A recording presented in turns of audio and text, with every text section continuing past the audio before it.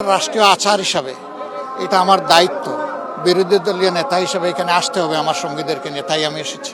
ভাষা শহীদদের আগেও 47-এও যারা শহীদ হয়েছেন তাদেরকে শ্রদ্ধার সাথে স্মরণ করি, 52 শহীদদেরকে স্মরণ করি, 71-এর শহীদদেরকে স্মরণ করি, 90-এর গণঅভ্যুত্থানের সময় যারা শহীদ হয়েছেন তাদেরকে স্মরণ করি, এরপরেও যারা ফেসিবাদের হাতে শহীদ হয়েছেন তাদেরকে স্মরণ করি।